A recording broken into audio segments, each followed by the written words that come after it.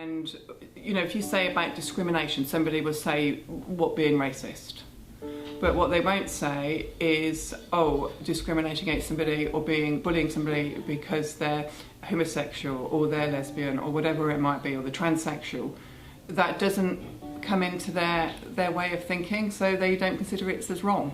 My secondary school didn't really know about it too much. Obviously they did stuff in PSE and stuff like that, but it wasn't like broadcasted. I think a lot of schools say that they tackle bullying because it's part of their policy, but when it comes to homosexual bullying, I think they just say that they do because they have to. And personally, for me, I never found that I got good support and help from inside my school.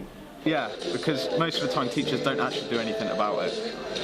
Because I mean, I've said it before, I brought up stuff in school before, but teachers don't ever really do anything about it. Nothing ever gets carried through. It only, for some reason, the teachers will only send things home if it disturbs their lessons. If it doesn't disturb their lessons, they'll wipe the whiteboard. Like, I notice a lot of Catholics and like very religious schools are very much against it. Like, I went to St Augustine's for 5 years. Like, they were obviously very talkative about it because I knew people who were in my school and they didn't really have anywhere to go to. Homophobia isn't a week off, it's not a holiday that happens, it is something that's constant, year round, and it's something that needs to be tackled all year round. A large reason behind having this problem within schools is shown clearly from a recent record. Out of the students that did report a harassment or bullying situation because of their sexuality, about 1/3 of the school staff didn't do anything to resolve the issue.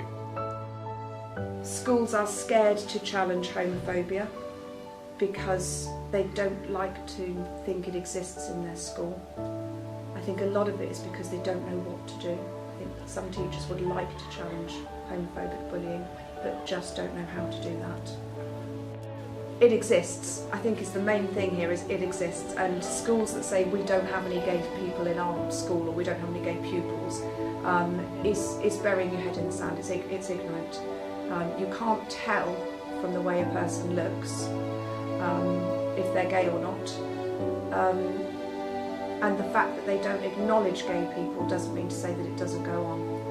They're seen as superior figures in school, and as a kid you are sort of scared of adults because they are much older and much more bigger than you, and it sort of adds to it when you have got such a worrying problem and you're not so open, especially when you are very close as an individual. You're not very open about it, and it is hard when you have to talk to someone who's a lot that you find scary.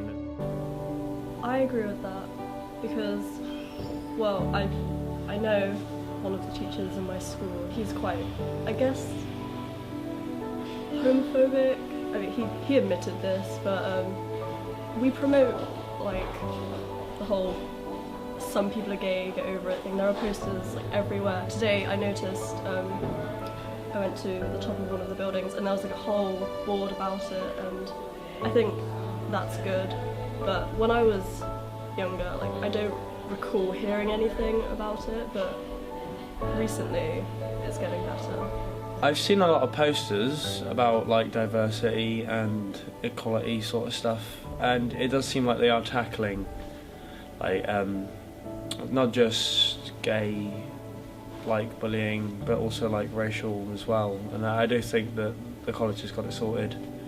The first 2-3 years nothing was done, no one even spoke about homosexual bullying or homophobia. I went and spoke to a friend of mine in my secondary school and he's being bullied like all the time for it, and he keeps going back and they just brush it under the carpet, as it were. In national surveys, most kids and teens say that bullying happens at school. In fact, about 9 out of 10 LGBT teens have reported being bullied at school within the past year because of their sexual orientation, according to the most recent gay bullying statistics. Out of those numbers, almost half have reported being physically harassed, followed by another quarter who reported actually being physically assaulted.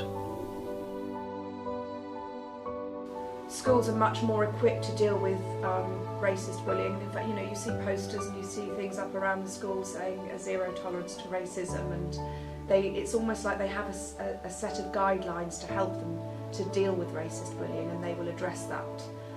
I think schools need to have that same set of guidelines, or at least apply that same set to homophobic bullying, and I don't think they do. Although more and more schools are working to crack down on problems with bullying, teens are still continuing to bully each other due to sexual orientation and other factors. Some schools in Wiltshire have attempted to tackle this worldwide epidemic, such as Abbey Academy in Chippenham, where a local bullying and homophobia prevention campaign have come to talk to. I've got two friends who are gay, and when they found out about CT, they were just like, oh my god, finally, when can we sign up and stuff like that, because they're so fed up of hearing, oh, that's gay, and describing things as gay a lot, and they've got so excited about hearing about CT, and they keep on asking me, when can we sign up and stuff they like like that. Call the ambassadors gay, because they know if you call the ambassadors gay, you get told off and get after schools, so they instantly do it as a joke. So, oh, you're gay, you're part of the gay movement. So I've had people in all years come up to me because I'm helping out with assemblies, come up and said, oh yeah, are you part of that gay board thing? Ha ha ha, it's a whole lot of gay stuff, it's a waste of time. I think to give a little bit of credit to the teachers, it's not the fact that they don't want to or don't care. I think it's they don't know how to, or they don't know what approach to take on it, because they haven't had to deal with it before.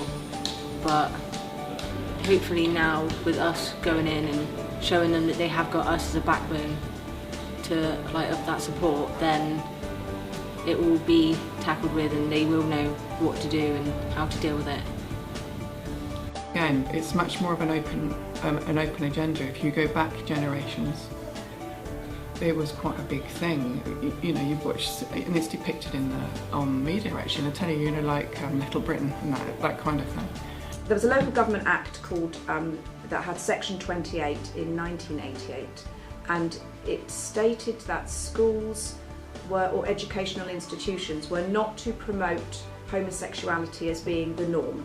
I work in a job that sees the consequences of, and if you don't, maybe you don't think about it. If you haven't been bullied, or if you haven't been on the end of racism, sexism, you know, about your sexual orientation, then maybe you don't stop and think about it. I think that's the truth. And that probably, if you looked at the numbers who are against the numbers that aren't, it's a huge difference, isn't it? Even though that was repealed, you know, 10, 20 years ago now, it's still ringing in a lot of teachers' ears, I think, and they're still scared to bring that up because they don't know what the boundaries are, they aren't informed, they don't know what to say, and they don't know what they can say and what they can't say. Schools have an important part to play in challenging homophobia. Homophobia is fueled by lack of awareness, and educating young people about LGBT issues is fundamental to overcoming widely accepted prejudice. Providing information and support for LGBT students and taking assertive action against the homophobic bullying are also vital for creating an environment where all students are supported.